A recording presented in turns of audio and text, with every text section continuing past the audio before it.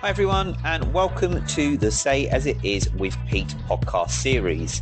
I'm Pete, your host, and each week I will bring you some frank and honest conversations covering various topics from learning and development, apprenticeships, funding, HR, strengths, recruitment, ESG, well-being, ED&I, employability, and much, much more. So let's get this week's episode underway and say as it is. Welcome to this week's podcast where we dive into the world of L&D programs and how to measure their ROI. Well, hi everybody, I am your host Pete, and as always I like to have a frank and honest conversation as we say as it is with Pete. And today we're discussing a topic that's near and dear to every organisation's heart, and that's measuring the ROI of L&D programs in the UK as we continue to look at L&D for June, this month's theme. So let's start with the basics. What exactly is ROI and how can it be applied to L&D programs? Very good question. Well, if you didn't know, ROI stands for return on investment, and it's a measure of how much value you get back from every pound you invest. As for learning and development programs, ROI can be measured by looking at the impact of the program on the organization's key performance indicators, such as employee retention, productivity, and engagement. Now, you might be wondering why measuring the ROI of L&D programs is so important. After all, is it enough to just offer these programs and hope for the best? Well, you think, right? So according to a study by the Chartered Institute of Personnel and Development, CIPD, organizations that measure the ROI of their L&D programs are 2.5 times more likely to report improved business performance than those that don't. But let's not get ahead of ourselves. Measuring the ROI of L&D programs is easier said than done. There is a number of challenges that organizations in the UK face when trying to measure the impact of their L&D programs. For one, it can be difficult to isolate the effects of the program from other factors that may be influencing employees' performance. But fear not, there are solutions to those challenges. There's a problem, there's always a solution. Now, one way to overcome the problem is to use control groups. So by comparing the performance of employees who have completed the L&D program to those who haven't, you can get a better sense of the program's impact. Another solution is to use multiple measures to evaluate the program's impact. Now, this can be such as a self-reported data, manager feedback, and objective performance matrices. So now that we've uncovered the challenges, let's talk about best practices of measuring that ROI. Now, one of the most important things organizations can do is to align their L&D programs with their overall business goals and objectives.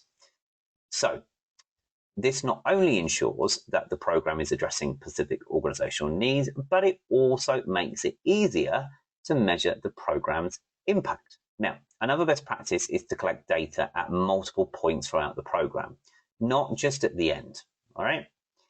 So this can help you identify areas where the program is working well and areas where it needs improvement. And finally, it's important to communicate the results of the ROI analysis to key stakeholders within the organization, such as senior leaders and program participants. Now let's dive into some case studies, and I do love a good case study, to see how these best practices are being applied in a real world situation. So one example I've got for you here comes from a UK-based insurance company that was struggling with high employee turnover rates. So they implemented an L&D program focused on improving leadership skills and used a control group to measure its impact. So how did it work? Well, the results were impressive. Employees who completed the program were 30%, I mean this, 30% less likely to leave the company than those who didn't. Now, another example comes from a UK-based tech company that wanted to improve employee productivity. as we all do, right? So this tech company, they implemented a L&D program focused on time management and productivity skills, and used a variety of measures to evaluate its impact. The results showed that employees who completed the program were 25%, that's right, 25% more productive than those who didn't. So there you have it, a whirlwind short tour of measuring ROI of L&D programs in the UK. So hopefully you've learned something new and are feeling inspired to take a closer look at your organization's own L&D programs. Well, hang on a minute. Just wait.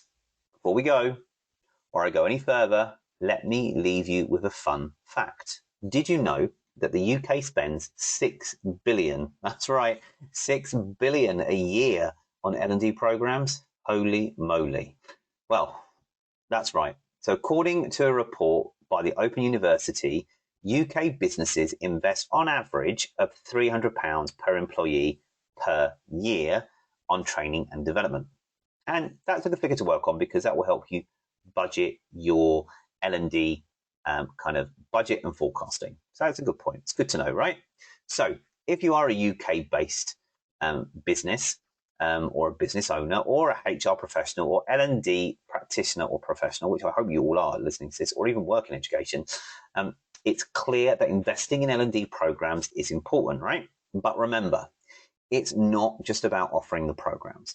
It's about measuring their impact and getting the most value out of your investment. But hold on to your hats, people. Here we go. I've got a few more exciting nuggets of wisdom to share about measuring ROI of L&D programs in the UK. I've not finished yet. So let's wrap it up with some witty takeaways and recommendations. Okay, so measuring ROI for L&D programs is like finding the hidden treasure chest at the end of a rainbow. It requires careful planning, strategic alignment, and a pinch of creativity. Now remember, it's not just about counting the doubloons. It's about uncovering the real impact on your organization's success. Now, when it comes to challenges, they are like sneaky little dragons guarding the ROI treasure. But fear not, my brave listeners. We've armed you, or I've armed you, with powerful weapons to conquer them. So use control groups to separate the effects of your L&D programs from other factors, and gather data from multiple sources like a true detective piecing together a case. But wait, there is more. Best practices are like a secret map that guides you to ROI success. So start by connecting your L&D programs to your organizational goals. It's like linking the stars in the sky to form a celestial I can't even say the word anymore. I've been saying it for a while. Like a celestial constellation. I can read my own writing and say the word now, of success. And remember, capturing data at different points of your program is like taking a snapshot along a thrilling adventure, revealing the highs and lows of your journey. Now, let's talk about those remarkable case studies we mentioned earlier. So picture this.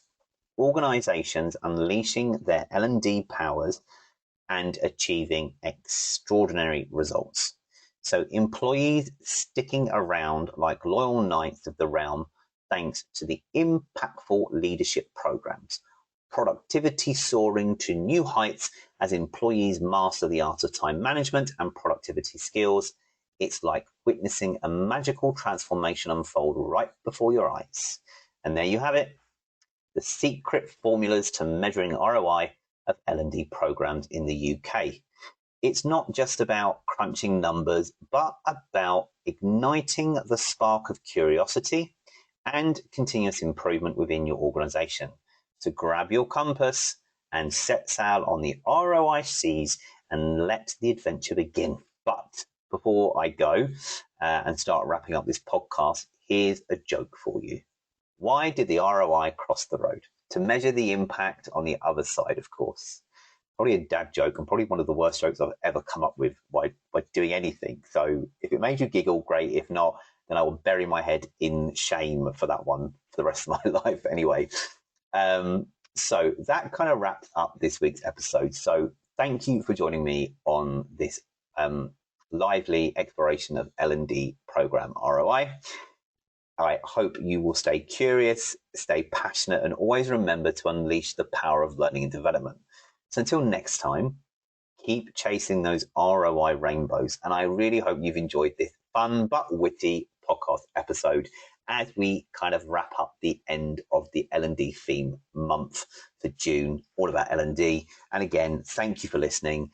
You can always go back and listen to this podcast with this really bad dad joke in it, as well as other podcast episodes and my bonus episodes that I release randomly throughout the series via Apple Podcast, Spotify, this channel, RSS.com, and wherever you get your podcasts. I'm also happy to say that these episodes are now on a YouTube channel called Say As It Is.